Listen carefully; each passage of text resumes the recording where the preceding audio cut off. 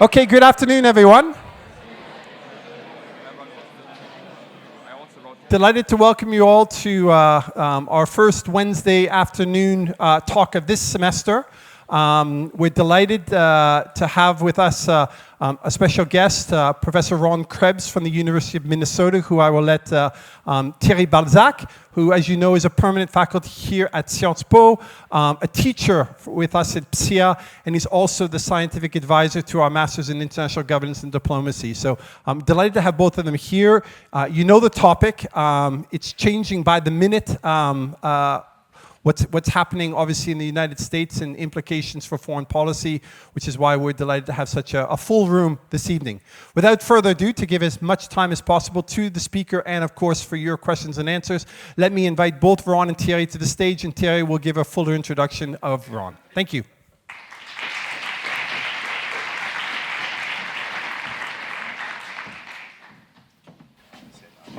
Just introduce. Okay, good afternoon. I'm very happy to be here. I mean, we have our introduction a couple of months ago. I just realized how much time flies by.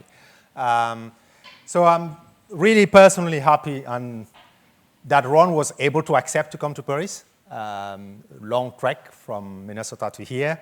But it is also always very good to invite not a colleague only, but also a friend, a co-author. Very demanding co-author, but nice co-author as well. Ron and I have been working on different things together.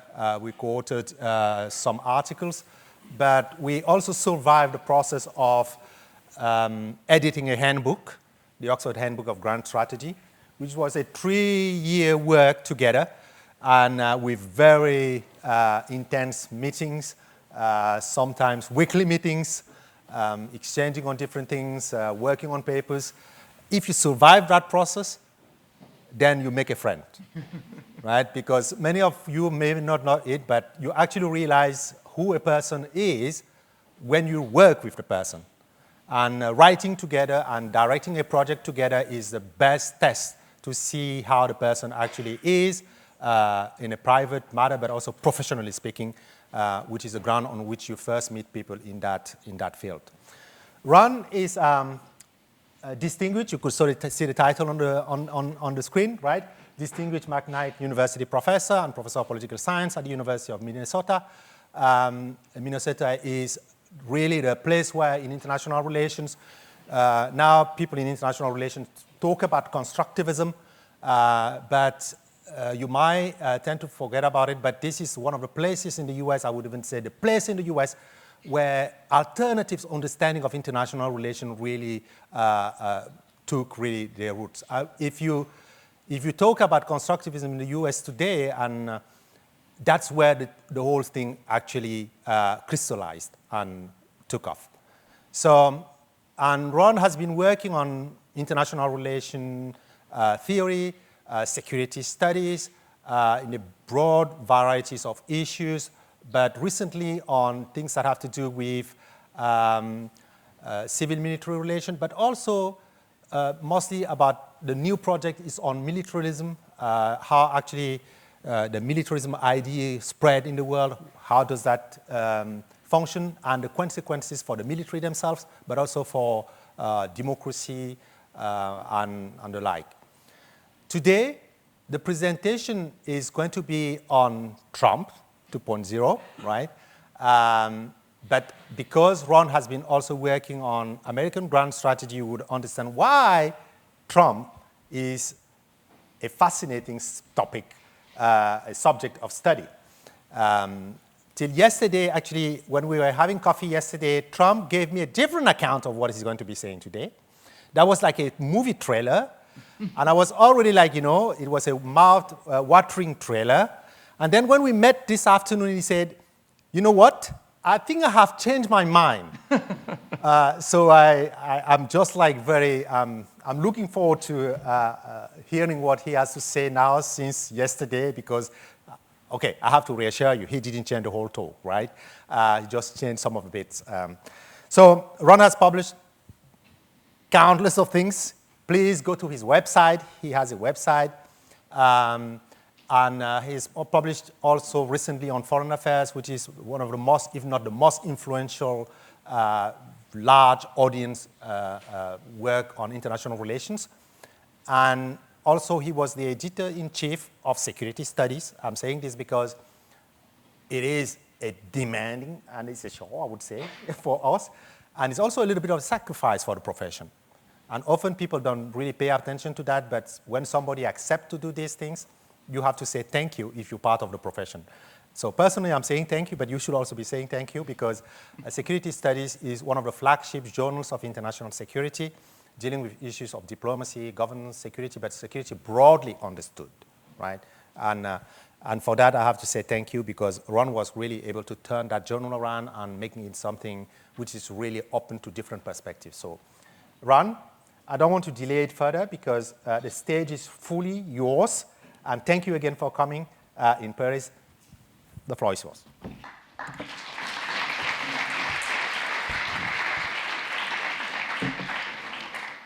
Thank you so much, Thierry, for that very generous introduction. Thank you to all of you for making time on a busy Wednesday afternoon. And thank you for inviting me to come and speak about something to offer you what is sort of an always evolving hot take on exactly what is going on in Washington. And as Thierry mentioned, I had sort of some ideas, and as I was reflecting even more deeply over the course of the last 24 hours, I realized that things are always changing, and one needs to, especially with Donald Trump. I also feel like I'm of your generation, talking off my phone, since I didn't have a place to print out today. I want to begin by offering 3 caveats, right? And I think that they are, I think they provide kind of a background and a context. One is that, if there's one thing that characterizes Donald Trump, it is that he is often quite unexpected, right? And things are always changing. I think what most epitomizes this, of course, is his new obsession in the last week with somehow making Gaza the new Riviera of the Middle East that will be somehow with Trump Tower. One cannot make these things up, right? I mean, so remember, this is an always moving target. And I'm going to try to provide an intellectual framework for making sense of Donald Trump. But by the same token, I don't want to discount the possibility that he's simply completely unpredictable and random. Second caveat, we often talk about a lot of things as if Donald Trump were truly unique. It is worth remembering that a lot of what the Trump administration is doing, at least a significant portion, is not all that different from what in the American context any Republican president will do. So it's very important for us to distinguish what is the standard Republican Party line, for better or worse, nowadays, and what is unique to Donald Trump. So for instance, preventing US foreign aid from being used for purposes of family planning, standard Republican line. Denying climate change, pulling out of the Paris Agreement, any Republican president would do the same. Limiting foreign aid, being skeptical of foreign aid in international organizations, that's a standard Republican thing. Shutting USAID, the U.S. Agency for International Development, not so standard. We'll come to that. Third caveat, it's hard to believe given the pace of what has happened over the last few weeks, but it's worth recalling that Trump's inauguration was significantly less than a month ago, right? This is many of his key nominees have not yet been confirmed. He and his administration are, in the argot of Silicon Valley, moving quickly and breaking stuff, though they usually don't use the word stuff in the standard term of Silicon Valley. To some degree, that is true, including in the foreign policy arena, but Trump and his ilk are just getting started. He will be devoting more attention to foreign policy as time goes on. If you haven't been following the daily news from the US, and it's really completely overwhelming, the vast majority of what they are focusing on has to do with domestic politics and policy. What I hope to do over the next half hour or so, and then to leave lots of time for your questions, because I know that you will ask me lots of things I don't know the answer to, and I can't even speculate about.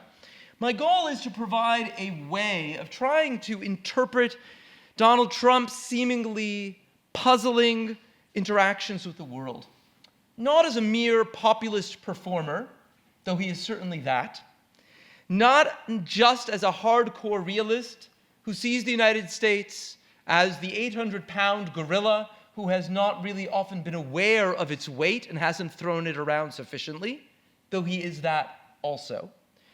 But rather, what I want us to do is to take seriously Donald Trump's narrative of America, its history, and its future. And if we do that, I think some of his obsessions will seem just a little bit less puzzling and somewhat more explicable, if not possibly even, heaven forfend, rational.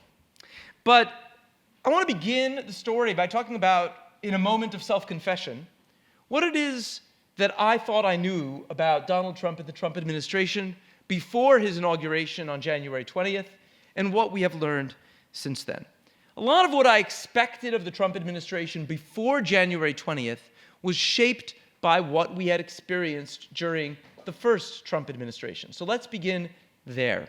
For some of you, this will just be a good reminder. For some, this may feel quite new. Maybe you weren't following US politics so deeply 8 years ago. Trump came into office in January of 2017, appointing more retired generals to his cabinet than any other president had in modern US history. Trump surrounded himself with those he called my generals, many of whom, it turned out, did not agree with the president. Secretary of Defense James Mattis, his second national security advisor, H.R. McMaster, and he's appointed those from the private sector with limited government experience, but also with very limited loyalty to Donald Trump. They were sort of run-of-the-mill conservatives. The former ExxonMobil chairman, Rex Tillerson, was appointed Secretary of State. And the result in that first term, when it came to foreign policy and really everything else, was an administration that very often was at war with itself. There was a tremendous amount of infighting, and to be honest, it appeared that Donald Trump, for the most part, really didn't mind the infighting, right? That was actually perfectly fine with him. The result was also an administration that sometimes seemed to work very hard to do nothing more than block Donald Trump from pursuing his worst impulses. So, and that, of course, he seemed very much to mind. And so Donald Trump learned that he had come into office talking about a deep state, but it wasn't just the deep state, the bureaucracy that blocked him. It was his very own appointees, some of whom he fired, like McMaster, some of whom resigned, like Jim Mattis. And the result was a tremendous amount of personnel turnover. And it was a rate of personnel turnover at the highest levels that was utterly unprecedented. And one of the challenges is running government policy when you have very high rates of personnel turnover is really, really challenging. And it also should be noted, finally, that experienced foreign policy hands, largely, I don't identify as a Republican, I know lots of Republican foreign policy hands. Almost everyone I knew refused to serve in the first Trump administration. They were so-called never-Trumpers, right? That was the letter that many of them signed. So what did we get from Trump substantively over the course of those 4 years? We got a lot of bluster. We got a lot of threats. But at the end of the day, right, when you take a sort of a step back, there wasn't nearly as much change, not nearly as much disaster, as many people thought at the time. There was a trade war, a not very long-lived trade war, with Mexico and China that led to and Canada that led to a revision of the North American Free Trade Agreement. But that was not markedly different. It allowed Trump to declare victory, but it wasn't markedly different from the original NAFTA. There was a trade war with China, which resulted in Chinese promises to buy lots of American goods, but there was very little effort at follow-through because that was not something Trump was very interested in. Here in Europe, of course, there was a tremendous amount of justifiable anxiety over the future of the alliance, and if Trump's jaw-jawing about getting Europeans to spend a whole lot more on defense. But of course, at the end of the day, Trump remained in NATO. At the end of the day, European defense spending did not significantly increase, thanks to all of Trump's bluster and pressure, until Russia invades Ukraine in 2022. And even there, the changes have not been as great as they might be. Trump pursued overtures to North Korea, which went, of course, nowhere. And then Trump ordered the killing of the Iranian Republican Guard leader Soleimani, which proved not to have nearly as substantial implications as many people forecast at the time. And he recognized Israel's annexation of the Golan Heights. He moved the US Embassy to Jerusalem. Symbolic moves. And the Middle East, contrary to many predictions, did not actually explode on Trump's watch. So we have a little bit like Clifford Geertz's description of the Balinese king, surrounded by lots and lots of activity in the court, but not a whole lot of actual action. Now, what did change? Obviously, those of you located in Europe and around the world lost faith in the United States as an enduring partner. And yet, I think it's fair to say that whatever damage Trump did in his 4 years, Joe Biden was able to repair in his 4 years. This was not a permanent shift in how people thought about the United States, or I think we'd have seen Europeans worrying a whole lot more about their defense, but they did not pursue that. Now, there were significant changes from the Obama administration, but they are largely fall into the category of what any Republican would have done. Any Republican was going to pull the United States out of the so-called Iran nuclear deal, the JCPOA. Trump was not unusual in that regard. This was completely accepted in the Republican Party. And then a lack of US leadership on climate change, which is going to be true of any potential Republican president. And some of the things Trump did change, by the way, were elements of continuity under Biden. Biden failed to negotiate a new nuclear deal with Iran, in part because the Biden administration recognized the flaws of the original JCPOA. They were more ambitious. It also didn't come about because the Iranians did not get the economic advantages of that came about with the JCPOA. They wanted more guarantees that money would really come flowing into Iran and Iran would be reintegrated into the global economy. And the other big change is the turn away in the United States from free trade to managed trade. Right? So obviously the Biden administration, in ways that all of you surely followed, saw trade protection, not tariffs, Trump's most beautiful word in the English language, but large-scale US subsidies to certain industries, for microchips and for green industries. But what you may not follow is that Biden has blocked the appointment of new judges to the WTO, just like Donald Trump did. No change. So what did I expect after all of this? I expected that the new Trump administration would be a much more disciplined administration.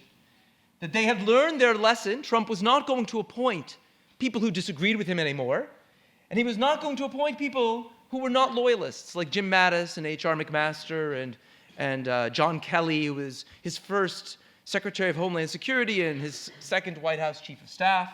He was going to appoint people who would owe their exalted positions to no one other than Donald Trump. And secondly, I thought that they would just be much more disciplined. They would come in with a clear sense of what to do and how to pursue it. But substantively, I expected much the same from the new Trump administration, some of which we've seen. Deprioritizing climate change, imposing tariffs and conducting trade wars to get quote-unquote better deals. Little appreciation of US allies, a transactional approach to foreign affairs. Right? This is all Trump 1, which we see in Trump 2. A harder pivot to Asia. Maybe even now Trump bearing through on a pullout from NATO. A threatened abandonment of Ukraine, which of course we've seen, to try to bring the Ukrainians to the negotiating table. And granting Israel carte blanche to do pretty much whatever it would like, which again, we've more or less seen. Some of this has come to pass. What has not come to pass? Discipline. This is Donald Trump, after all. He can't help himself, right? The administration has been, in some sense, really disciplined. They came in with a raft of executive orders ready to go, many of which, by the way, will be thrown out by the courts. And as far as Trump is concerned, it's a win-win. I'm happy to talk about more why that's a win-win, why he doesn't really care, and his administration doesn't care, but it's really a win-win from his vantage point. Most of those are directed at domestic policy. But that avalanche of executive orders, that's come to pass. But then Donald Trump throws everybody curveballs. His obsessions with Panama and Greenland and Gaza and Canada becoming the 51st state. I think very few of us expected the kind of remarkable empowerment of Elon Musk.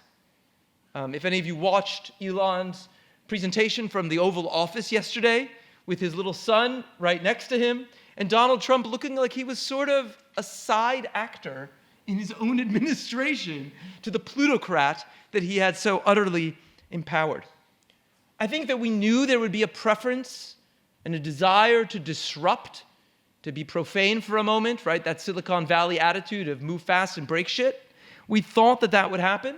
What we didn't, I think most of us expect, was the preference for utter destruction of the US government, right? The complete elimination of agencies, essentially building up the executive branch once again from the ground up. Again, if you didn't look at it, the executive order that came out yesterday declared that for every 4 people who leave the executive branch of government, whether because they resign or retire, they can only be replaced at a ratio of 1 to 4, outside of the Defense Department, the national security agencies, and so on.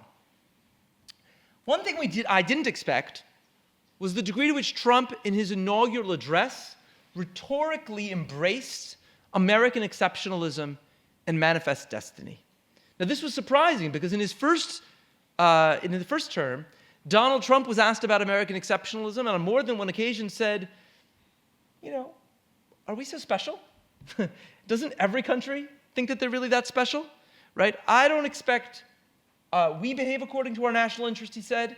I expect Russia behaves according to their national interest. It was a denial of the sense of mission that has been long at the heart of the vision of American exceptionalism, going back to the 18th century of America as a city on a hill. Trump leaned, if you haven't read the inaugural address, I urge you to do so. He leaned hard into American exceptionalism and into manifest destiny, and that, of course, has manifested, pardon the pun, in his obsession with Panama and Greenland and Canada and Gaza. And that's our review. I want to offer you 3 perspectives on how to think about the Trump administration. I think all of them contain an element of truth, but you'll see I have a preference for the third, and you'll see why. First way to think about foreign policy under the Trump administration derives from Donald Trump's political identity as a populist. So populism is one of those terms, like fascism, that nobody often gets invoked and people often don't know what it means. So let me say a little bit about what I mean by populism. Populists are political leaders from the right or the left, though we're much more used to seeing them in Europe and the United States from the right. Latin America has many left-wing populists.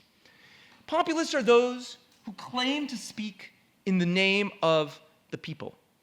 But of course, they're not interested, and they legitimate their rule based on based on elections. Populists are Democrats. That is key to their legitimation. But they are not liberals. They are not interested in the separation of powers. They are not interested in any number of veto players who can get in their way. What they want is to be the unmediated voice of the people. And of course, they know for the people better what is in the people's interests better than the people themselves do. Now, Trump is a very peculiar populist because he also easily gets stars in his eyes when someone has an Ivy League pedigree. He himself never stops telling you that he went to Wharton, University of Pennsylvania's business school, right? And of course he has a peculiar preference for Wall Street and Silicon Valley plutocrats. He has a cabinet filled with people worth hundreds of millions or literally billions of dollars. But populists not only have a discourse that I just described, but they also have a particular political strategy. And their political strategy is ultimately to concentrate power in themselves, to get rid, and this is exactly what we see the Trump administration doing, to eliminate, right, to make more political appointees who can easily be hired and fired, to fill the civil service with their loyalists, and ultimately to weaken the legislative branch, the executive branch, to attack the judicial branch, to attack the media, to attack universities, to attack any conceivable alternative source of power. For populists, foreign policy is largely an extension of domestic politics. That's what foreign policy is largely about. And you see this a number of ways with Donald Trump. Some of it is surely about serving various domestic constituencies. Tough line on immigration? Check. Support for Israel as a sop to the Christian right? Check. Stopping foreign aid in the name of saving money for Americans, right? Because people wrongly, by the way, in America sometimes think that foreign aid is up to 50% of our budget. It is 1% of our budget, right? Check. Limiting one's foreign entanglements, aid to Ukraine? Check. Tariffs as a way to raise revenue without raising taxes and exploiting the remarkable bargaining power of the massive US economy? Check. Second way in which populism is about, foreign policy is about domestic politics, is attacks on the deep state and on the leading officers of the military, attacks on the bureaucracy, lack of respect for foreign policy and national security expertise. As Donald Trump has famously told us, he knows more about nuclear weapons than the entire US nuclear bureaucracy. This he claimed back in the 80s, by the way. Replacing civil service bureaucrats with loyalists. And the remarkable thing, because we thought it was the third rail of American politics, is the attacks that have taken place on the senior officer corps of the US military since September of 2020 and really the spring of 2021. In fact, it is a mark of auditioning for the Trump national security team is attacking the senior officer corps as woke, right? Because they teach critical race theory and so on. Mark Milley, of course, the chairman of the Joint Chiefs of Staff, became persona non grata in the Trump administration because he declared it had been a mistake to walk part of the way across Lafayette Square with Trump in June of 2020. By the next year, Republicans, as they do over the next 4 years, are doing nothing but attacking the senior officer corps for being woke, and that is the reason that the US military has not been performing adequately, they would say. And third thing has to do with that the international arena is for Trump in terms of domestic politics, an arena for relatively cheaply projecting toughness and nationalism, in which he contrasts the way in which he serves the interests of the people, as opposed to serving and providing the global public good, right? And serving, so you have attacks on international organizations and the unfettered use of American power. All of that is true. But I think that's a limited way to think about what Trump is doing. Because for Trump foreign policy, it is an arena of domestic politics, but it's not only an arena for advancing domestic political interests. Because think about it. Trump's own constituencies, those interests cut multiple ways. The very moves that please some constituents harm others. He just announced a couple days ago 25% tariffs on steel and aluminum. Almost all of the steel, by the way, comes from Canada. Of course, the Americans Canada gets steel from other places too. The Canadians sell literally everything to the United States. That's really good for US steel producers, right? But you know what it's really bad for?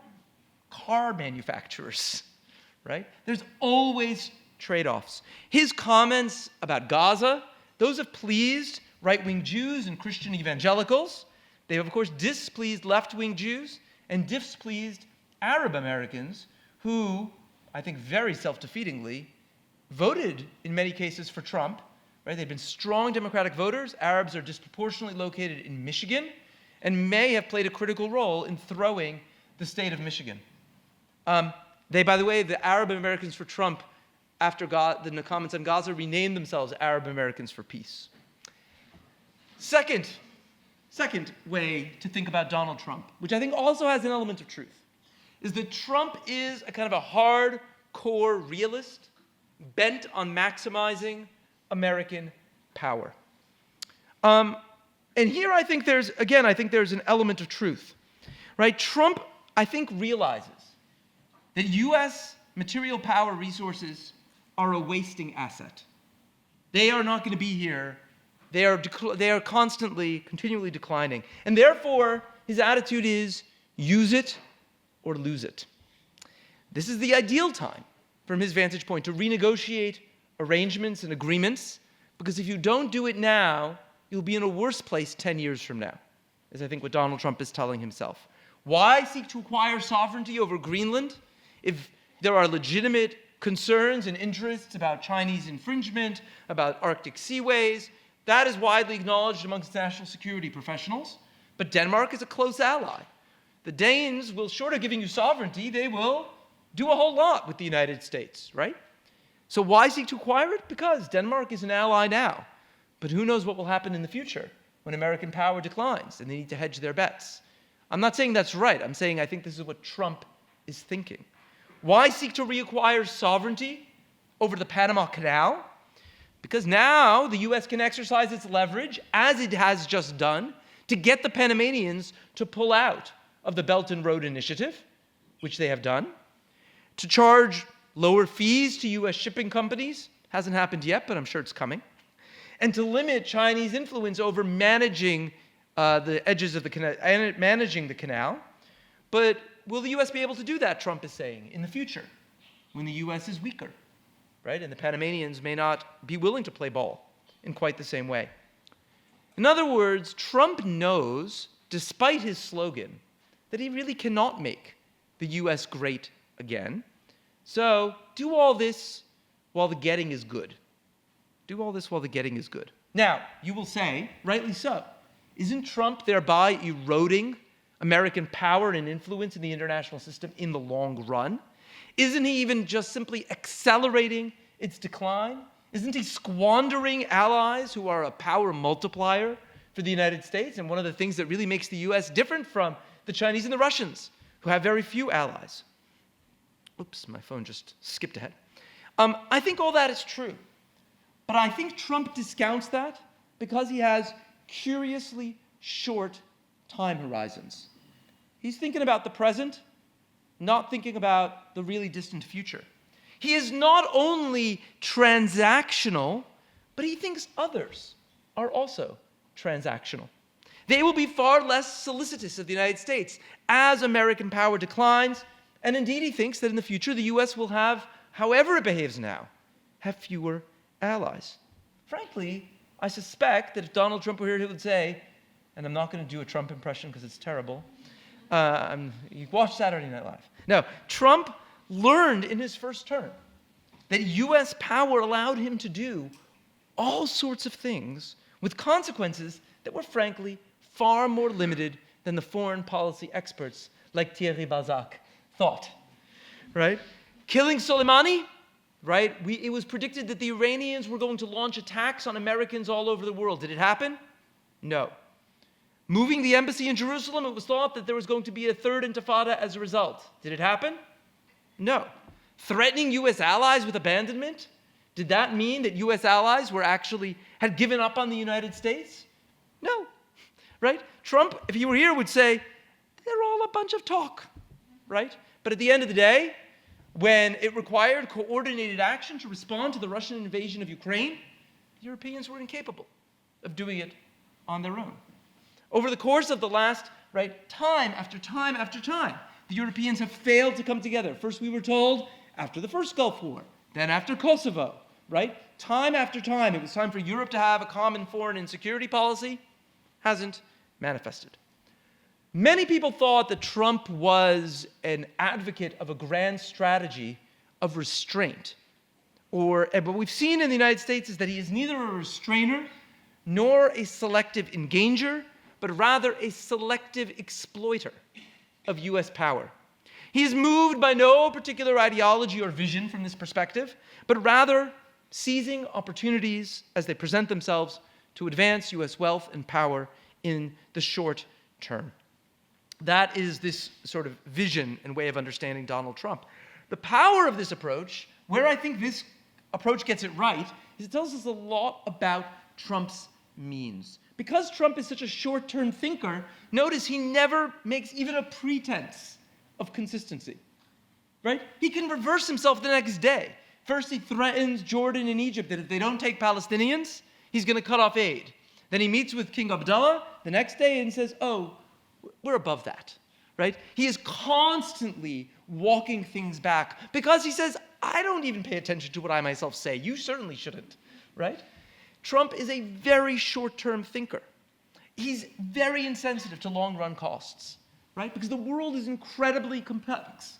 My former thesis advisor, Bob Jervis, some of you will surely have read Robert Jervis's work, wrote a brilliant book that is, I think, his best book that people don't read enough, called System Effects, in 1997, all about the inherent complexity of the international system. For Jervis, that is mostly about the unintended negative consequences. The world is not linear, and unintended negative consequences result. Donald Trump says the world is inherently very complex, and there is often unintended positive consequences, or at least zero consequence if you are that 800-pound gorilla in the international system, which the United States remains. What this approach does not tell us, I think, is it really has trouble helping us explain what is Trump trying to achieve, right, in foreign policy. Why this obsession with Gaza and Panama and so on and so forth? And to do that, I think we need to take Trump, as this phrase goes, seriously, if not necessarily literally. And we have to take seriously his narrative of international politics, which is a narrative of decline and renewal. Now, Trump always talks about making America great again. That's a story of the United States that has been in decline, but that is capable of renewal. But what's not, I think we haven't analyzed enough, is what is Trump's vision of when America was great and what made it great, and what is his nostalgia trying to bring us back to? Sorry, my phone skipped ahead again. Now, Trump has the first term, right? There was the promise of making America great again. I think Trump is now facing the pressure to deliver on that promise. So when was America great in Trump's view? The apex of US power was at the end of the Second World War. And from Trump's vantage point, if you read him carefully and listen to him carefully, it has been basically all downhill since then.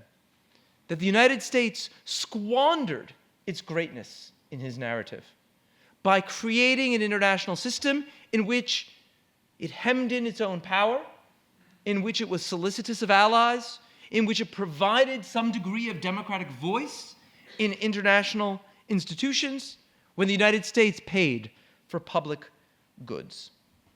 Trump's view of the United States was America was at its greatest before World War II, when it was still rising, not when it has reached the apogee of its power, the apex of its power, the zenith of its power at the end of the Second World War. Shoot, I can now see why people don't talk on their phones. It's like constantly jumping around. This, by the way, is reflected. This vision of an America that was great before the Second World War, it's reflected in a variety of things. It's reflected in Trump's vision of the American economy, of an industrial America, not a services America. It is reflected in Trump's fascination with exploiting America's still very impressive stock of natural resources, of coal and lumber and gas and oil. It's reflected in Trump's vision of who is an American. When Trump Trump isn't opposed to immigration per se. He himself is the grandchild of German immigrants. But from Trump's vantage point, they were the right kind of immigrants. The United States really limits who can come into the country after 1924. Before 1924, it's European immigrants. Trump's vision of immigrants, of who is an American, does not include people of Latin American, people who are Asian. Right? That is that period of greatness in the United States. And it is reflected in Trump's vision of American foreign policy. You may have noticed that Trump has made periodic references to a long-forgotten and not very great American president, William McKinley, president at the time of the Spanish-American War of 1898, the first time that the United States acquired an overseas empire that is the continuation of manifest destiny beyond America's borders. By 1898, the US had indeed conquered, right, everything that there was to conquer within the continental United States. It had pushed all the way to the Pacific, and Trump is hearkening back to that moment when manifest destiny took place beyond American borders. It explains his remarkably domineering attitude toward Mexico and Canada, toward the rest of North America. This vision of Canada as the 51st state. And it, I think, speaks as well to his interest in Panama and Greenland, going south and then going north, as, again, extending U.S. territory. Panama, providing, how did the U.S. used to make money in the 19th century before, some of you may be aware, we had to pass a constitutional amendment to have an income tax in the United States. It was thought to be contrary to the U.S. Constitution. So how did the U.S. make all of its money in the 19th century? Tariffs, right? That's how they made money. Of course, we didn't have a very extensive federal government, so you didn't need all that much money. You didn't have a very big military, because they were just out there conquering, Native Americans, right? It was pretty limited. Federal government, biggest employees in the federal government in the 19th century, anybody know? What service they were all associated with? The Post, right? They were more mailmen. That was the bulk of the U.S. federal government. So what does Panama provide that's consistent with that image? Shipping fees. What does Greenland provide that's consistent with Trump's image of how America became great and rose? Natural resources. That is the Trumpian narrative. And this is a vision equally important. This is a vision of greatness on which Trump believes he can actually deliver, because lots of it can be done essentially unilaterally through the projection of U.S. power, rebuilding global institutions, creating a consensus. That's super difficult. But throwing around American power, making America actually live up to its heft as Trump understands it, that is relatively easy. And Trump, as we know, needs to win until Americans are tired of winning, as he puts it, right? He needs now to be a success. So where I want to close is, we, and I include myself, I think are often tempted to dismiss Donald Trump as a braggart, as ruled by nothing but his id and impulsiveness. And he is a braggart. He is impulsive. All that is true. But making sense of Donald Trump and his foreign policy, I submit to you tonight, requires taking his narrative, his understanding of America's past, his vision of its former greatness, his nostalgia for what America once was, taking that seriously as a blueprint for his vision of America's future. I will stop there.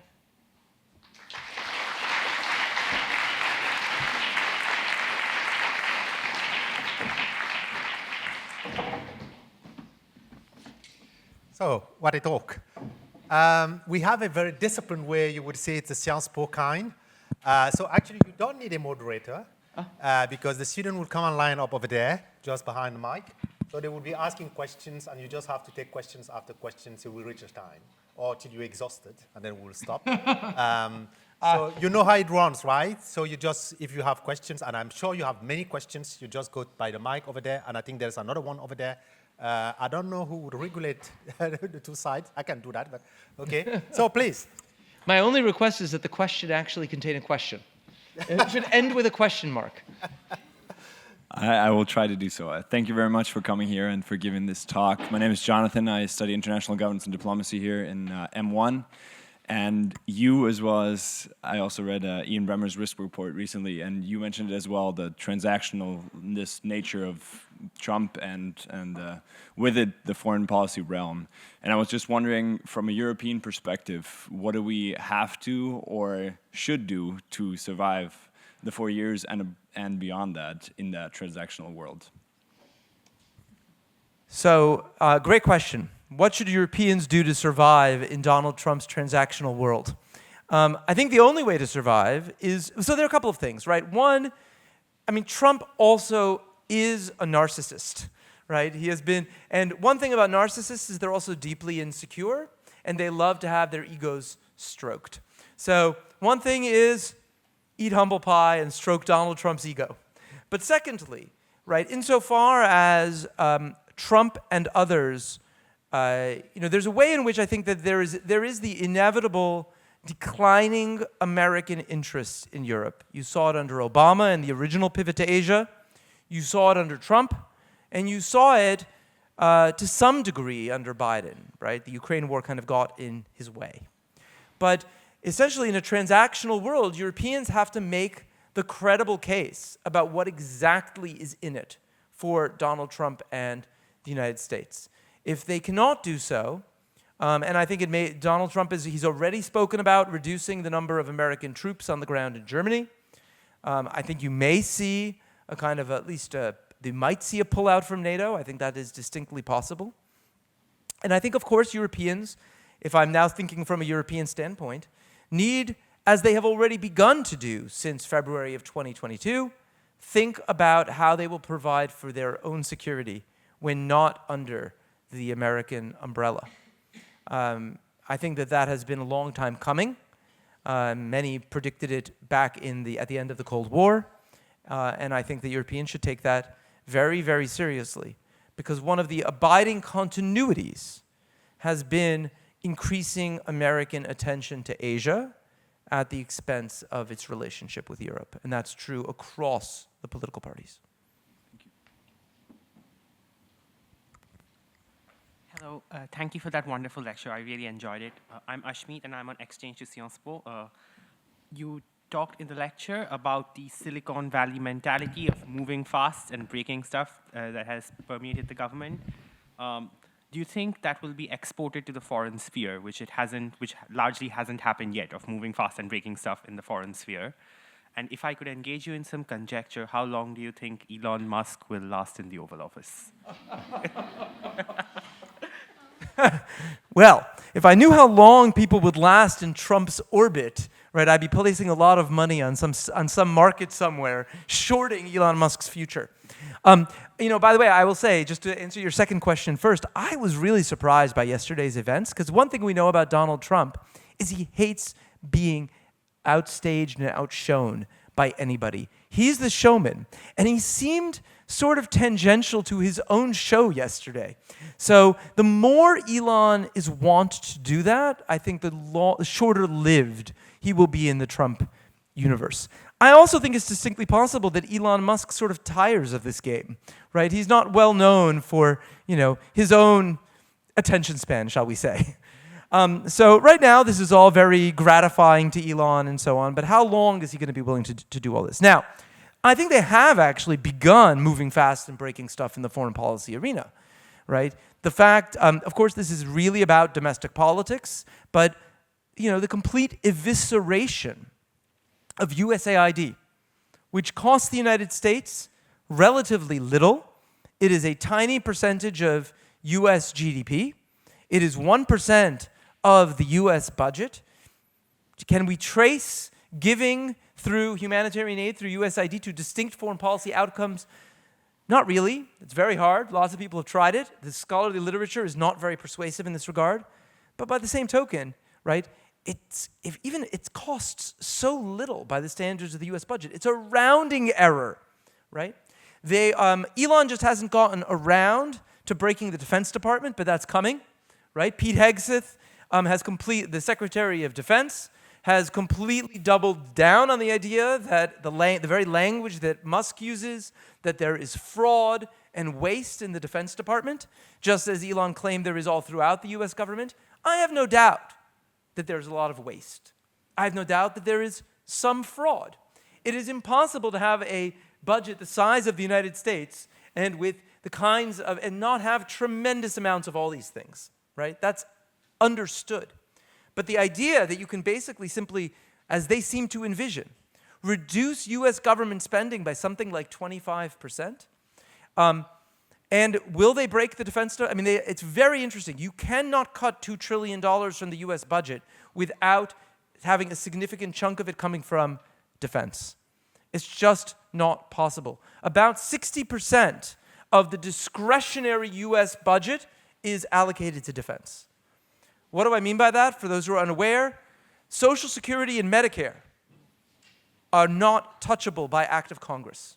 That is the non-discretionary portion of the US budget, right? That itself is more significant than the discretionary portion of the US budget. So, anyway, I think it's coming, right? I think it's clearly coming.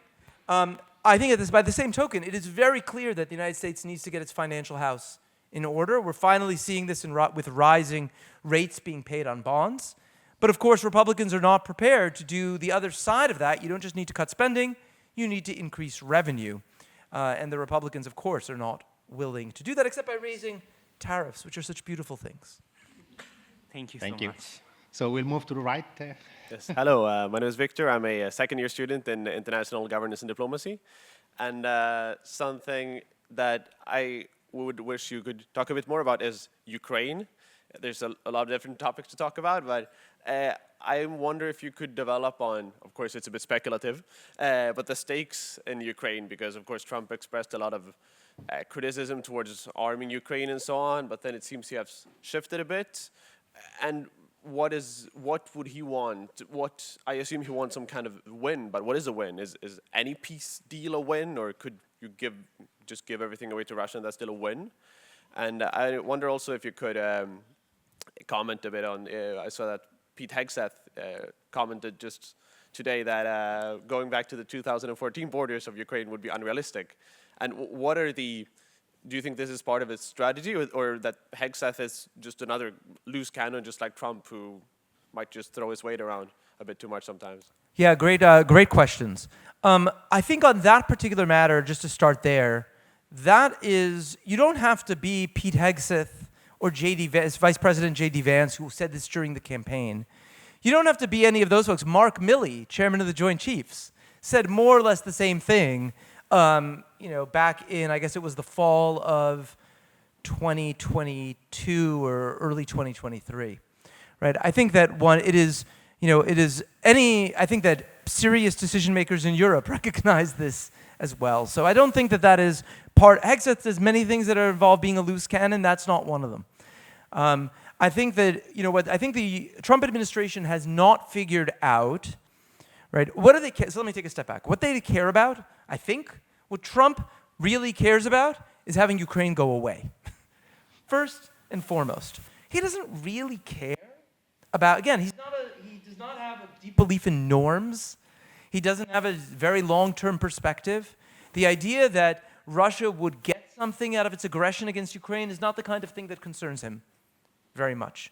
Norms matter when they're backed by power, and if they're not backed by power, they don't matter very much. That would be Donald Trump's, I think, very intuitive perspective about how to think about norms. So I think all that he really cares about is getting rid of an enduring commitment that is siphoning away billions of dollars from the United States. And by the way, which has shown that both Americans and Europeans, but including Americans, that our defense industrial base is, to use a technical term, in deep doo-doo. Right?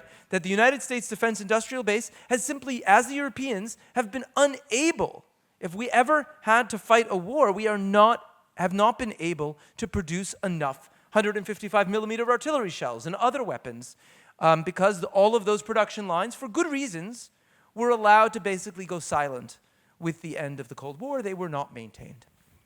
So Trump wants to bring it to an end.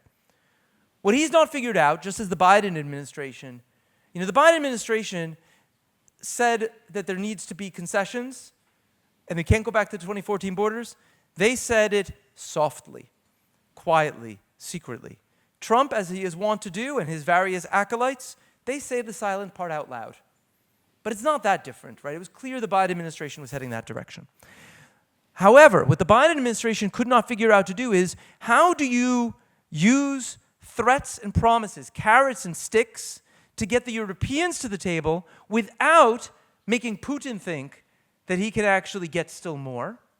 And how, by simultaneously, do you alternatively strengthen the Ukrainians without having them think they have so much wind at their sails that then they're going to be willing to come to the table? It is not clear, we all know, what would it take to get Putin to come to the negotiating table.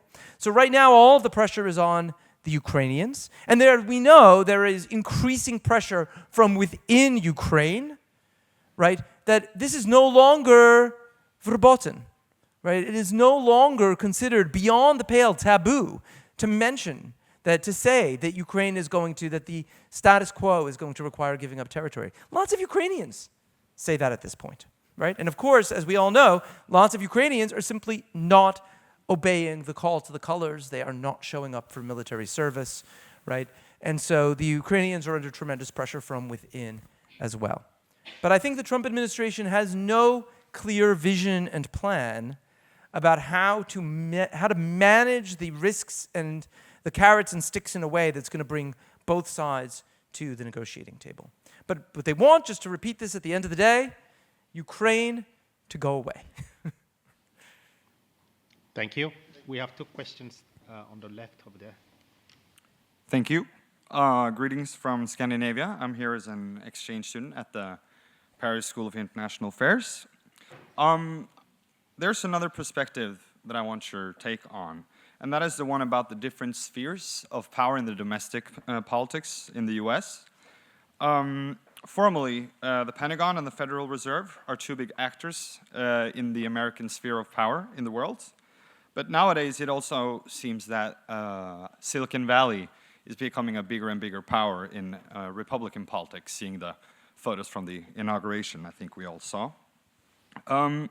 Do you think that these spheres of domestic power in the US is going to collide at one point, or do you think the dynamics within who Trump wants to please more and the Republicans wants to please more from all these lobby groups will change in the future?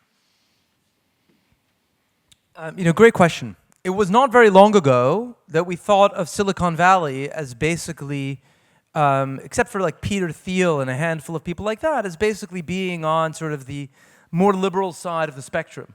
Mark Zuckerberg, Elon Musk was his own strange beast, it's true, but lots of the rest of Silicon Valley was seen as being on sort of basically the libertarian left, right? They mostly wanted government out of their way, but they didn't, they recognized the value of a diverse workforce and so on.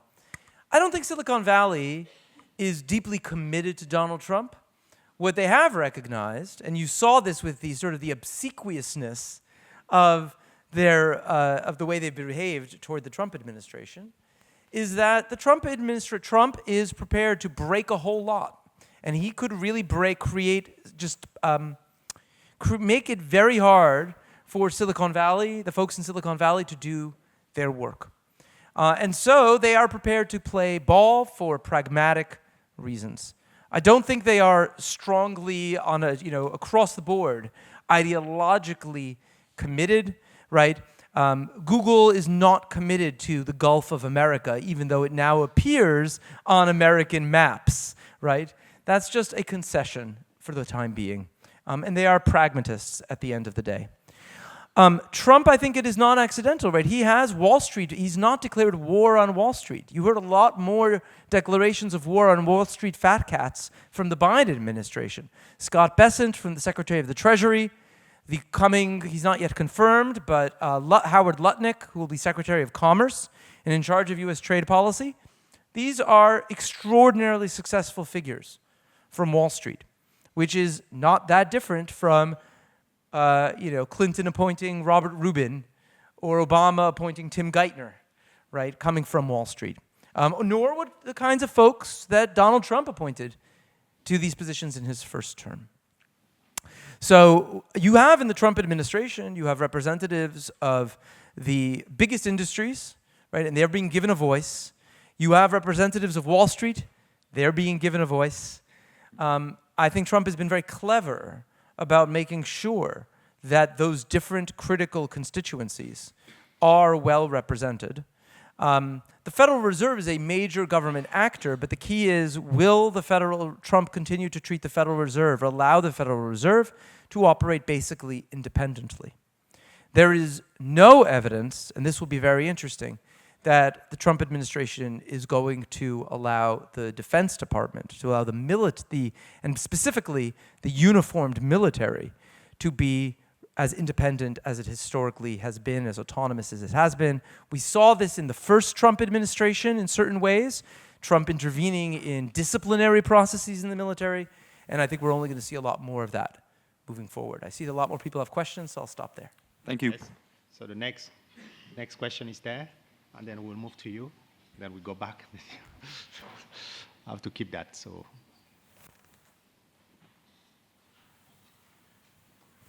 Are you ready? Yes, please. Sorry, I thought you'd take it over there. Let me see if I can. Can you hear me now? Yes, please. Okay, Thanks. good. I'll also say hi from Scandinavia. I'm an exchange student from Sweden. And I don't know that much about France yet, but what I did notice was that Paris had the AI Action Summit this Monday and Tuesday. And there I saw J.D. Vance talk about this like kind of US, like we want the US to have produce all the chips. We want the US to have the most powerful AI to use in the military.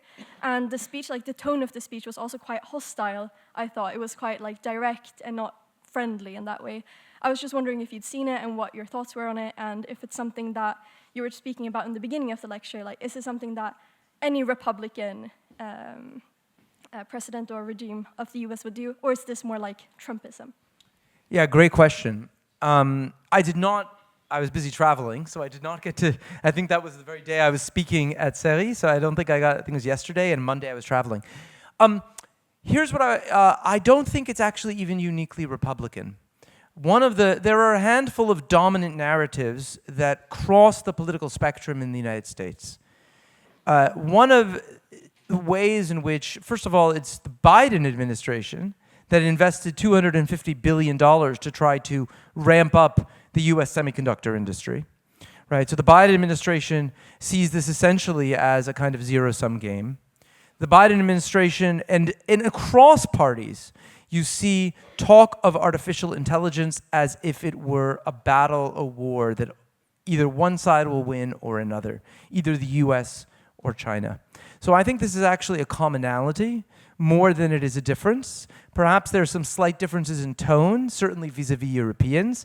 The Biden administration was generally more solicitous of Europeans. But it should be noted, right, Europeans were pretty blindsided by the Biden administration essentially engaging in large-scale versions of protectionism with regard to the green economy, right? Big investments in solar panels, big investment, this is under the big investment through the CHIPS Act, right? So one was the Build Back Better vision, one was the CHIPS Act, and these are just huge sums of money that are subsidizing and effectively protecting American industry, in some cases at the expense of Chinese industry, but in some cases at the expense of European industries, like German solar panels and so on. So I think this is more or less a bipartisan view. This speaks to what I said earlier about an emerging consensus, or now I think an established consensus, away from free trade toward strategic and managed trade in the United States and around the world. Thanks. Thank you. Please. Hi there, my name is Thomas. I'm an exchange student from the 51st state. And, today, actually, we saw Trump wants to now put an extra 25% tariffs on aluminum and steel. So that would be 50% on aluminum and steel for Canada, which would ravage our economy. It'd be a very tough time for us in Canada. In response, we've actually appointed a border czar today for fentanyl to try to clear up this supposed problem at the border that Trump keeps referring to at the northern border. So I really want to know, from the three perspectives that you gave us today, how can we analyze his approach exactly to Canada? Because it seems like, these tariffs, like you said, they buy a lot of stuff from our country. These tariffs seem to be very self-destructive for America, yet they clearly have had an effect with respect to the border, with respect to stopping some illegal immigration, and with respect to stopping illegal flow of fentanyl. So I want to know exactly, what would be the best way exactly to analyze his foreign policy with respect to Canada specifically? I think when it comes to Canada, Trump largely says, so wait a second, we are a country of 340 million people, and an economy that is what, like $23 trillion, and you're a country of 40 million people, and why shouldn't we completely take advantage of you? In terms of the 51st state stuff, I already spoke to that, but I think that what's not been clear is, and this is, I think, this is where I begin to break down in my ability to rationalize Trump. If you're going to impose tariffs like that, then one would normally be doing that in a coercive vein. What exactly, Donald Trump, when he threatened Mexico and Canada with tariffs, it wasn't clear what he wanted precisely. He didn't say, do X, Y, and Z, and I will lift the tariffs. Each of those governments then more or less did something that they were going to do anyway, but pretended like it was a concession. So Trump said, okay, you have a 1-month reprieve on those tariffs. And then he goes and puts additional tariffs on anyway.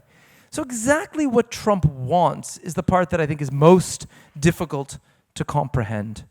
And of course, ultimately, it's, that since the Americans, yes, he has the Canadians over a barrel. This hurts the Canadian economy much more than the American economy. But then you have to have A, clarity about what exactly you're demanding of them, and B, it has to be credible, and people often forget this in coercion. It has to be credible that you will actually lift the punishment if they do what you want. And the problem with Donald Trump, with his vision of drawing from Richard Nixon, his vision of madman theory, that everyone has to be very cautious around me because I'm so unpredictable, is that it's not clear why anybody should actually give in to the coercion, because there is no promise, and Canada epitomizes this. There is no clear, credible promise that if you do what he wants, that the tariffs will come off, that the punishment will end. And so madman theory is actually ultimately quite self-defeating, right? And this is the part that I think is really quite puzzling about Trump, but it may fall more into the foreign policy as domestic politics for a populist, right? Lots of tariffs on in portions of that affect industries in portions of the country that Trump cares about, that Republicans care about, and that have been themselves ravaged by global competition, like the steel industry. You and I know the American steel industry ain't coming back. The coal industry, right? They did not produce any more coal in the first Trump administration, despite all of Trump's promises and efforts, right? There are larger global forces at work, but this is foreign policy as domestic politics. Thank you. So we have, just for me, for my memory not to fail me, so it's you, right? And then we have 2 on my right, and then 2 on my left, and then you, okay? So in that order. So please. Thank you. My name is Orla. I'm a master's student in international economic policy. And I wanted to ask, because considering your answer to the Ukraine question, I think it's a tough realization for Europeans as well, that it is essentially Trump's vision to put an end to it, regardless of the outcomes for the parties involved.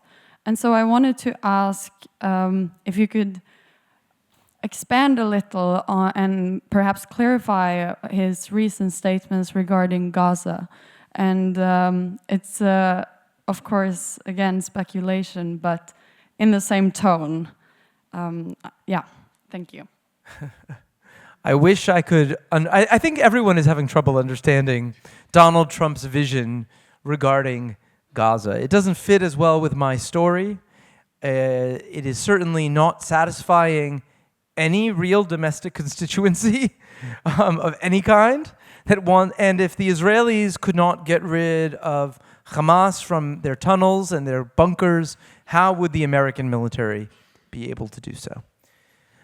We can construct post facto rationalizations that might conceivably make sense of the initial claim, but it is a bit difficult to make sense of the degree to which Trump has consistently doubled down on these claims regarding Gaza and his ambitions regarding Gaza. Look, Donald Trump comes from a world, it is true, in which he says all kinds of extreme things in the hope of getting 50% of that or less, right? This is the world of the real estate deal that he comes from. And so he approached, hence this is an old pattern that we saw in the first Trump administration as well. But does he really have sort of is he just trying to put pressure on Hamas, on the Palestinians, on Hezbollah? It's not entirely clear. It's not clear what he wants, and it's not clear what he thinks the good will come out of this. If anything, Trump's comments have only upset the ceasefire moving forward, which he seems to say, right? He said during the campaign, he apparently called Netanyahu and told him, or after the campaign, right, this war needs to end, right? We need to bring this to an end. And so I think that explaining and understanding what Trump truly envisions with regard to Gaza and why he has done that. Now, there is the hypothesis that people have offered, and there may be some truth to this, is that Trump, like Ukraine, Trump would be thrilled if the problem of Israel-Palestine would simply go away. And so, given that everything that has been done over the last decades has not worked, right? You heard Trump articulate this at that press conference when he spoke about thinking outside the box. And maybe, possibly, this is also Donald Trump's way of saying, we're going to think, I'm going to show you what thinking outside the box looks like. It's not a real proposal, but I'm going to keep talking about it until we're finally prepared to abandon the basic outlines that have been, everyone has thought they knew what a peace would look like from the 90s forward. And that continues to be the view of sort of the American foreign policy establishment. And Trump just kind of wants to shake things up. Do I think that's a productive way of doing so? No. Could that be his rationale? Maybe. Is he serious about actually the United States acquiring Gaza? Certainly not. I just can't imagine that. And there's no constituency for it. And Trump, we know, is allergic to putting US troops on the ground. That is the last thing that he wants to do. I wish I had a better explanation. This is one of the ones that I'm having trouble with myself. Thank you. We have 2 questions over there. Hi, my name is Sean. I'm studying international security here, and I am also from the 51st state. So sorry, another North American-oriented question. My mother was from the 51st state, so I feel, and my wife is a Canadian citizen, so, and I live near Canada. Possibly might not even have a border there soon. So, but on that rhetoric, I have 2 questions about the impact of that rhetoric. The first is specifically within... Sorry, the rhetoric regarding Gaza? Rhetoric regarding Canada, Gaza, Greenland. What is your assessment specifically within Republican circles and very die-hard Trump electorate? What is the impact of the normalization of this rhetoric and making these geographic land grabs as possible, achievable, and potentially actionable policy trajectories? And then the second question specifically pertains to the Canada rhetoric and what the trickle-down impact of that rhetoric is on some of the more day-to-day examples of bilateral cooperation between Canada and the US, whether it's border control, resource supply chains, up to anything to NORAD or intelligence cooperation. Great questions. I can only speculate, obviously. I think for the, so regarding first Trump's constituents and Trump supporters, let's just take a step back and remember that the vast majority of Americans, like the vast majority of Europeans and presumably the vast majority of Canadians, aren't spending a whole lot of time paying attention to politics in general, and certainly not spending a whole lot of time paying attention to foreign policy, right? And so there are now oodles and oodles of scholarly literature that essentially tell us that how, therefore, do people know what to think about things that they're not paying much attention to? By what it is that their elites tell them. But therefore, people don't have strong beliefs. They have trusted elites, right? And those elites, therefore, they're not very committed to those views. So I think the larger concern is not about how normalizing this kind of rhetoric affects Trump's electorate. I'd be much more concerned about what this does within the Republican Party and among Republican elites, and what that puts back on the card table, so to speak. So I think that's of concern. I still continue to believe that while this is Donald Trump's vision, right, we know that Trump is allergic to spending money. We know he's allergic to actually following through on threats. He has very often been a paper tiger. And so the rhetoric is important, but I think also will be important will be the follow-through, and I don't expect, on these kinds of really existential questions for Greenlanders, for Panamanians, I don't expect to see tremendous amounts of follow-through at the end of the day. I think that Trump is, of course, eroding norms, but he's not the only one doing that. Right? And the fact that it is now, as we were just talking about Ukraine, widely accepted that whatever finally brings this war to an end, if it is not to be purely a frozen conflict, will involve a de facto acknowledgement of Russian control over significant swaths of Ukrainian territory. And that obviously fundamentally undercuts those norms. I'm not really an expert on exactly, you know more than I do surely, about Canadian-US cooperation on a day-to-day basis and what effect this kind of rhetoric will have. But my guess is that at the end of the day, right, this will mean a couple of things. It means that Canadians will be looking to diversify their markets, as they should surely do. It means the Canadians will have to think a little bit more about their own national security, which they surely will. It means, though, that on day-to-day, at the end of the day, the United States is still going to be a very significant trading partner. That's not going to change. The geography speaks powerfully. And that means that you're going to see more significant Canadian concessions at the border. But there's going to be cooperation when it comes to border control because and to basic policing, because the Americans and Canadians both have an interest in doing so. There's also what goes on at the national level and what goes on at the bureaucratic level, right? Just an example I do know better, at the very height of the greatest tension between Barack Obama and Bibi Netanyahu, the American-Israeli day-to-day, military-to-military relationship was, according to my sources in the US Defense Department, not only as good as ever, but better than ever. So what goes on at the national level and what goes on below, right, in the political level and how the bureaucracies engage with each other can be quite different. And so I don't think that I would guess that that's not going to, at least in the short term, change very much. The final thing I'll say is that I think Trump is going to back away from all this because they seem not to comprehend that their own constituents are going to be severely affected.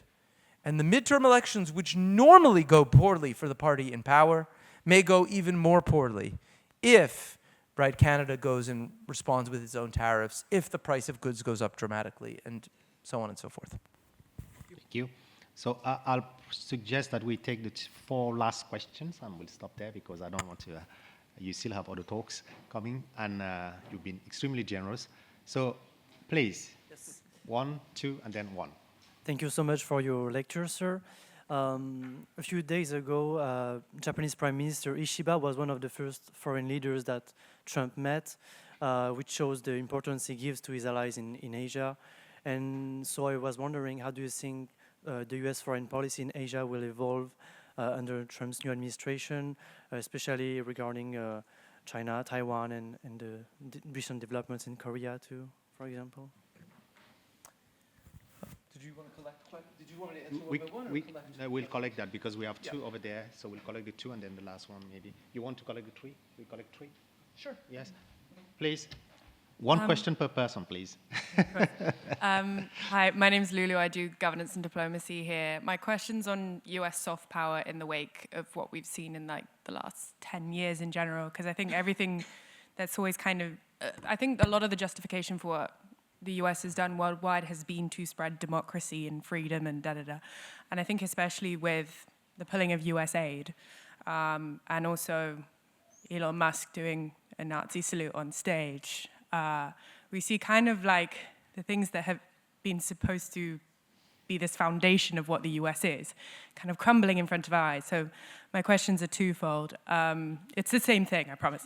But how will this kind of fall out in Europe, especially with partners and far-right movements kind of not only bolstered by domestic movements here, but equally by Elon Musk himself. And then equally, in terms of US aid, how, after, say US policy changes after these 4 years, what can we, like, will those partners ever be able to repair those kind of ties? So, did you want one more? Or? You can take these 2, then we'll okay, have I'll take these 2 to the last 2. Yeah. Okay. So let me start with sort of U.S. soft power. One of the things that's really been striking to me is that so let's take a little bit of a tour through history. 2002, 2003, the United States goes to the UN over the Iraq War. The UN refuses to back the Iraq War, and the United States goes ahead anyway. And the claim generally was, right, this is the era in which, to remind some in the room are old enough to remember, in which the US House of Representatives cafeteria stopped serving French fries and instead renamed them Freedom Fries. This was the period when Don Rumsfeld, the Secretary of Defense, distinguished between old Europe and new Europe. Right? We're in old Europe right now. All of this was supposedly going to really erode American soft power, right? the Bush administration had violated all sorts of norms. Opinion of the United States was in the dumps. Okay, then we have the good years of the Obama administration, lots of optimism in 2009. But by the time we get to the end of the Obama administration, right, Obama's persona had worn a bit thin for folks. Trump comes in, and again, all sorts of norm violations, right? Empowering the right everywhere, especially in the United States. At Charlottesville, when neo-Nazis were marching and saying, the Jews will not replace us, and the great replacement theory. And Trump, from the White House podium, says there are fine people on both sides. If I could count the number of times that people told me that American soft power was in decline, I'd be a very rich man. And yet, right, at the end of the Biden administration, there was a big Pew study that came out that showed that compared to its chief competitors, favorable opinions, and even just in a raw sense, favorable opinion of Americans and of the United States was actually still, despite all that, remarkably high. I don't think the United States should have a heck of a lot of soft power.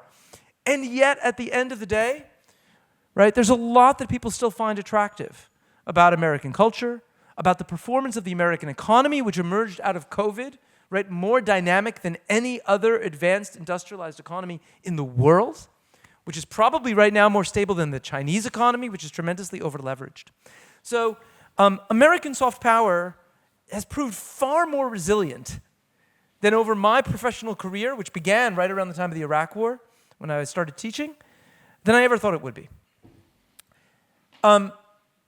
Trump's rise is both, right, the world is very complex. It is both symptomatic of the rise of the populist, nationalist far right around the world, and of course has also at the same time put more wind in the sails of the far right around the world.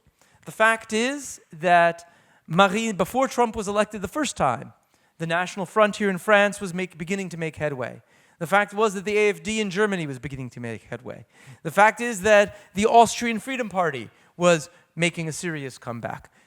They have continued to rise, coincident with the return of Donald Trump, not inherently as a result of Donald Trump.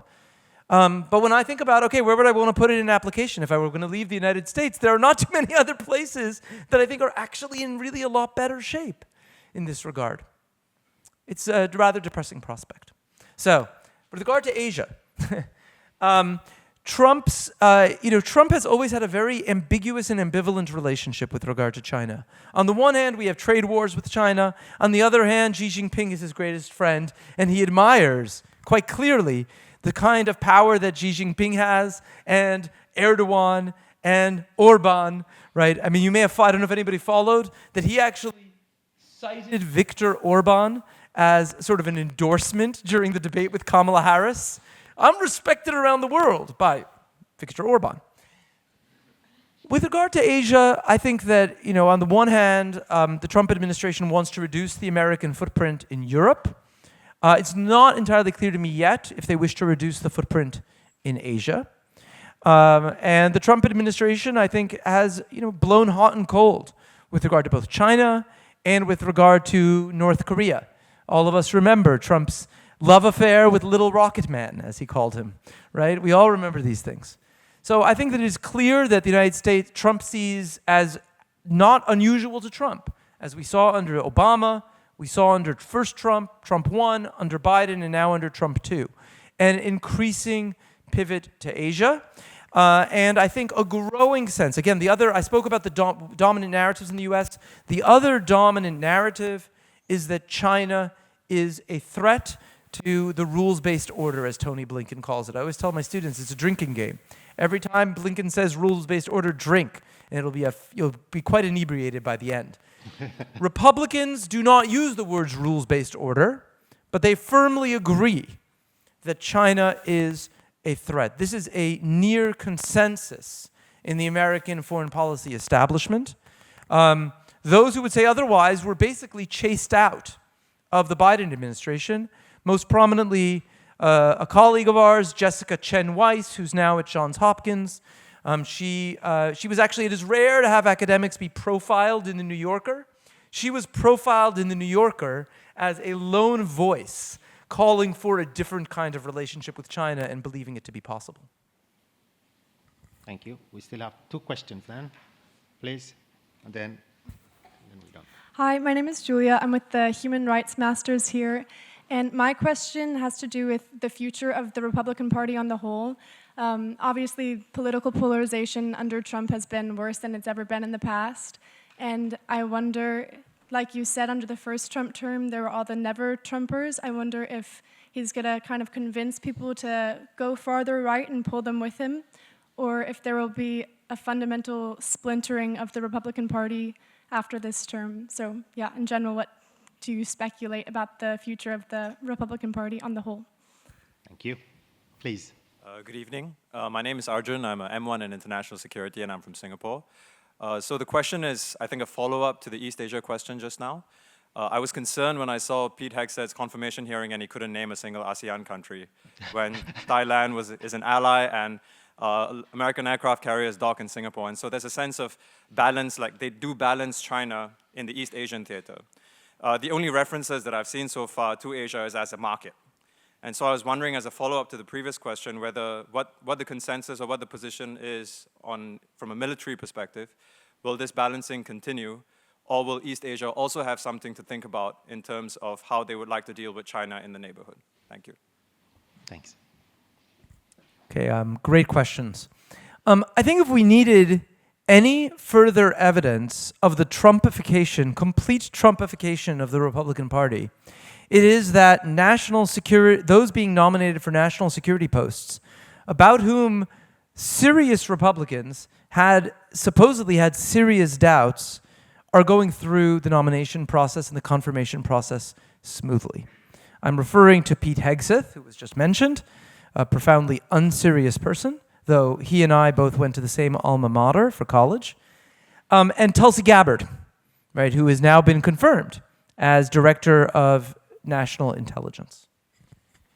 The fact that these folks went through with and by the way, I'm firmly convinced, though I cannot prove it, that if not for the allegations, if Hegseth had not had the allegations of sexual assault, I think every Republican would have been on board. I think that had nothing to do with his expertise or responsibility or lack of knowledge with regard to foreign policy and defense policy.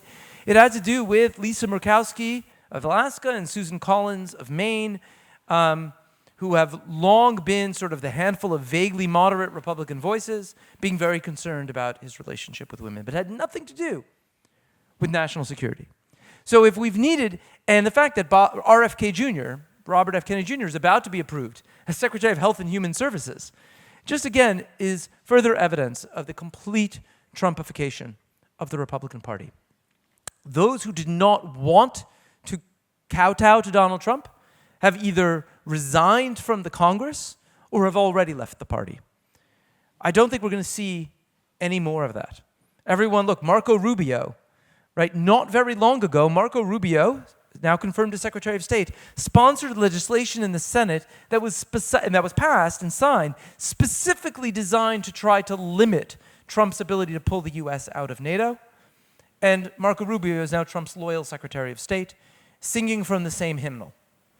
So the evidence is very, very strong right now that the Republican Party is not going to split any more than it has.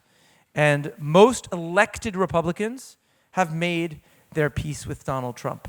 As you may or may not have heard, right, Trump's other favorite word besides tariff, though he hasn't called it the most beautiful word, is primaried. Do people know what that means? Yes? No? Maybe. I don't know. I see a lot of nothing. Trump threatening that if you don't do what I want, I am going to get someone to run against you in the primary to be the Republican nominee in your district or in your state.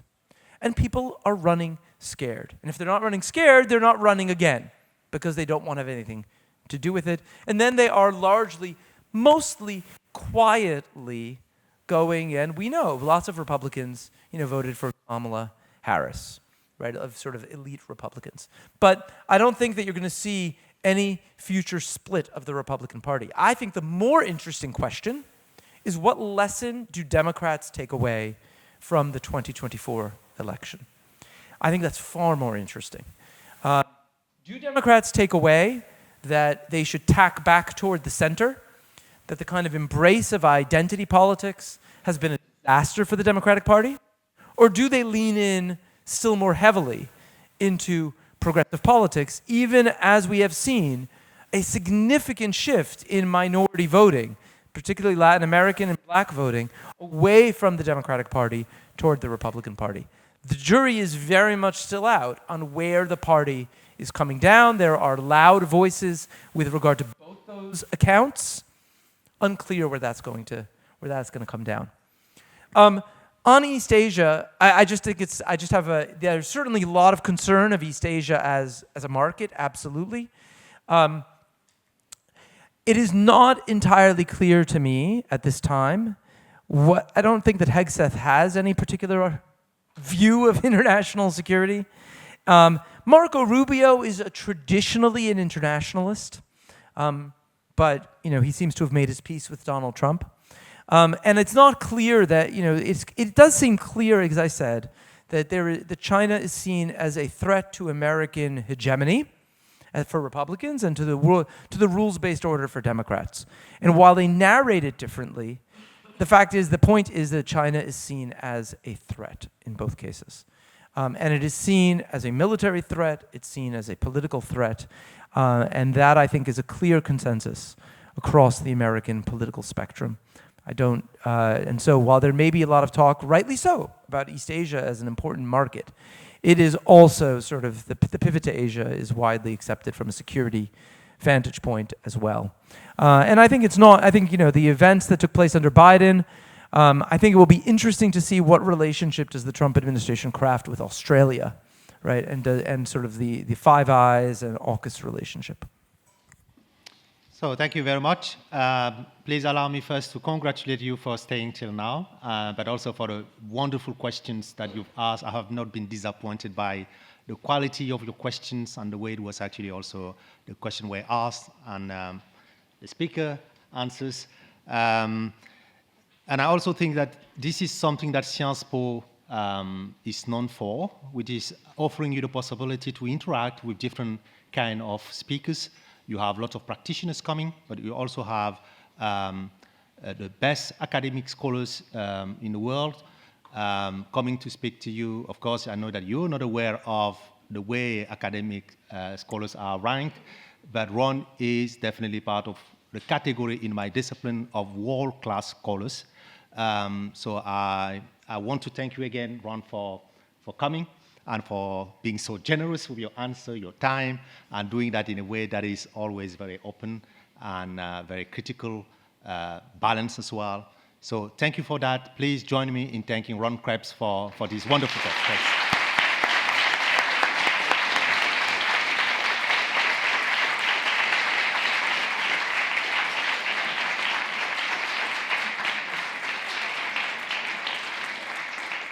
Thanks to all of you. They really were, as Thierry mentioned, these really were fantastic questions. I am happy to stick around and continue the conversation for anyone who would like to, if you're really a glutton for punishment.